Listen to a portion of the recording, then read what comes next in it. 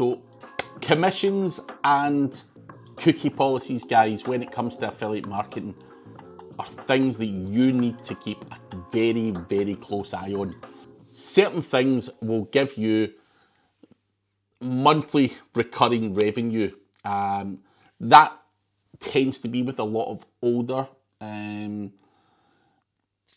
affiliate marketing people. They normally get a monthly recurring revenue, or a lot of SaaS tools can sometimes also give you a monthly recurring revenue model where they'll give you a 20% of the customer's money for the lifetime that they're a customer of that particular product. However, things that I want you to look out for. Now, I used to work a lot with SEMrush, and they used to give me 40% monthly recurring for the lifetime of the customer.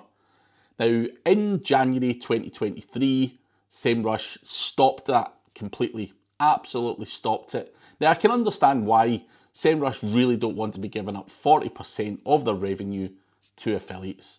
They leveraged affiliates for the first years of their business. They got big, they got known, they got the benefit of using affiliates, and then came to a decision that they no longer want to pay that 40% recurring monthly. So they changed their affiliate program, and you can see that in front of me now, where you simply get $200 for every sale you make, plus £10 for every free trial your referrals sign up. The big thing with SEMrush when I first started was I had people come physically into my office. They would come in for training. They would sit and physically sign up for SEMrush in front of my own eyes, and they didn't appear in my dashboard. So push came to shove, I went back and forth with SEMrush, and they're like, oh, they've looked at SEMrush within, or they had a free trial 2 years ago, whatever. I'm like, okay, so I was losing sales. So we argued till we got what is called last click attribution model, which is here. So whether that person has signed up for a trial previously is irrelevant. They give you credit for referrals that you've brought, and that cookie is 120 days on that website. So they give you last click attribution, essentially. If you bring someone to them, whether they signed up as for a free trial 2 years prior, you're going to get paid your commission, which is a much fairer commission for affiliates. So do make sure, not just with SEMrush, but when you're working with anyone, what's the cookie policy like? Now, we look at Amazon. Now, obviously, we'll talk about their commission structure in a second, but their cookie policy is when someone clicks on your link, regardless of what they buy, you get the commission for whatever they buy for the next 24 hours. Then it's gone. Someone else, if they buy something 2 or 3 days later, you don't get paid. Now, 24-hour cookie policy is very, very generous from Amazon.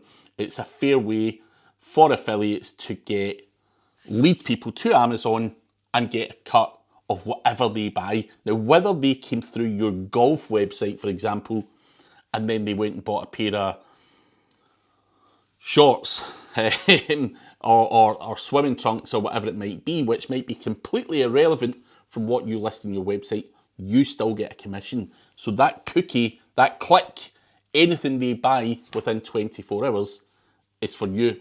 Now, on Amazon, they have this page on their website just now. They updated it, and I would advise you read this carefully, because how can I earn more commissions? Is it possible that I could earn less commissions?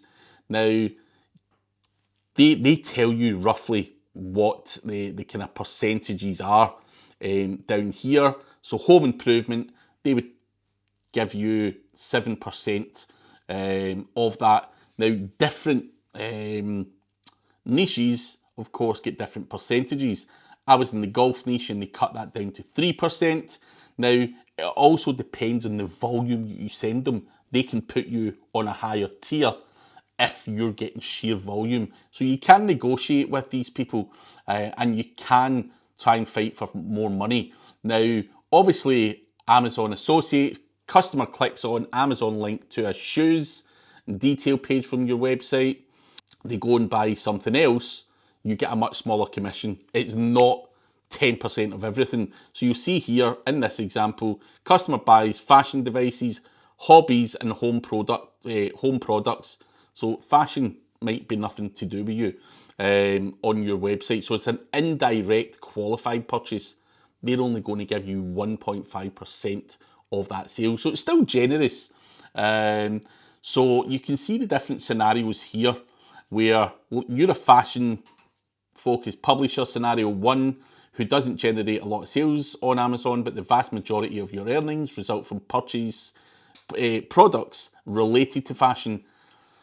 If you do nothing, you will likely earn 10%, where your affiliate links to fashion products results in a purchase in the fashion category. Scenario 2, you could earn up to 12% commission because the fashion results in a purchase in the fashion category. Fashion is very, very broad, but like I say, the third one is if you're a fashion website and someone goes and buys a home product or something else, a hobby or a device or whatever it might be, then you're likely to get 1.5%. So the the structure of how you're paid really depends on the website that you've got. Booking.com also have a kind of sliding scale of commission. So they will give you 25% of the booking that Booking.com get for each booking. Now, that percentage can increase based on the amount of bookings you get per month. So if you get between 51 and 150 bookings, you get 30%. If you get 151 to 500, you get 35. If you get 500 plus, you get 40%. And you're allowed to lift your money as soon as you reach 100 euros. So again, with Booking.com, that is something that you are entitled to get. The only little thing I would tell you to consider is with Booking.com, you're not paid out until that person actually stays in the hotel. So on Booking.com, like you probably know, you could go away and book a hotel for 3 months' time in Barcelona. Now, you've got the ability to cancel that straight away. Booking.com are not going to pay you out until that person physically stays in that hotel. So be careful of all these weird and wonderful little things that may result in you not just getting a flat fee when it comes to affiliate. So you do need to consider the cookie policy and the payment structure and how frequently you are paid and how that works. So don't just dive into affiliate without considering those things, because some affiliates are there to leverage your traffic and want to pay you fairly.